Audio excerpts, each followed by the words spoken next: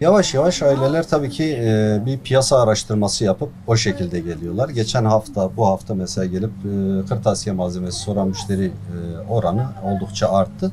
Geçen seneye oranla piyasaya göre en az artan alanlardan bir tanesi de kırtasiye. Bazı sosyal medya kanallarında da çıktı işte fahiş fiyat gibisinden bazı haberler yapıldı.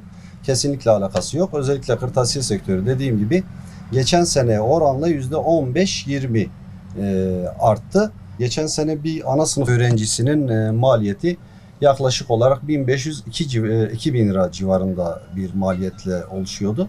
Bu sene de bu muhtemelen 2500-3000 bandında olacak. Listeden listeye tabii bu değişiyor. Alınan üründen ürüne de değişiyor. Mesela kimi okul daha sağlıklı ürünleri tercih ederken maalesef kenar mahallede olanlar haliyle oranın velilerinin alım gücü düşük olduğu için birazcık daha kalitesiz ürün diyeyim tercih etmek zorunda kalıyorlar maalesef. Bir ana sınıf öğrencisinin bütün maliyeti 3000 lira civarındaysa bunu 1500'e de mal edebilirsin. Ama duyarlı olan veliler, aileler, genellikle çocukların sağlığını düşünen aileler biraz daha haliyle kaliteli ürün almak zorunda kalıyorlar. Ve bunu tercih de ediyorlar. Mesela gelen müşterilerimden biliyorum, alım gücü düşmesine rağmen kendi çocuğundan feragat edemiyor.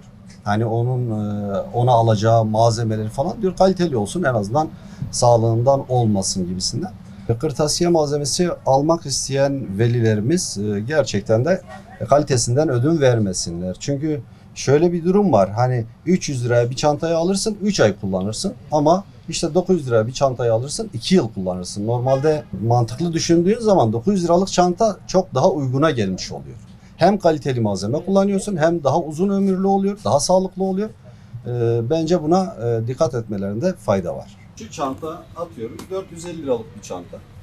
Bu çantada 900 liralık bir çanta. Dediğim gibi hani kalitesine göre birbirinden farkı var. Hani kullanılan malzeme olsun.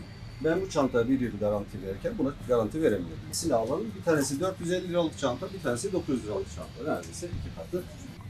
Niye göre malzemeden malzemeye değişiyor. Hani bir öğrenciyi sen ilkokula hazır hale getirebilmek için atıyorum 1000 liraya da mal edebilirsin. Bunu 3000 liraya da mal edebilirsin. Artık o vatandaşlarımızın, hemşerilerimizin alım gücüne göre değişecektir tabii. Keçeli kalem. Kuru boya. Pastel sulu boya. Şöyle yine pastel boyadan ortalama bir ürün olsun. Play-Doh olsun. Bunlar bizim boyalarımız. Başka buradan ihtiyaç olacak defter kısmına geçebiliriz. İlkokul öğrencileri genellikle orta boyut defter kullanırlar. 1, 2, 3, 4, 5 defter yeterli oluyor genellikle. Şöyle orta boy bir resim defteri koyuyoruz. Olabilecek bir sözlük olabilir mesela.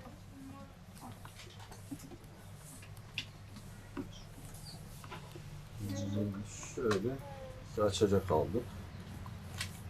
Şuradan kırmızı kalem aldık. Kurşun kalem aldık.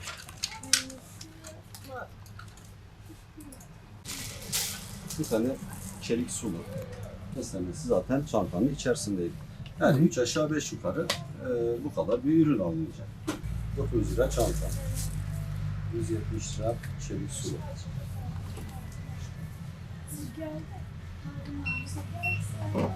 Biri 30, biri 40 lira. 70 lira sözlüklerimiz.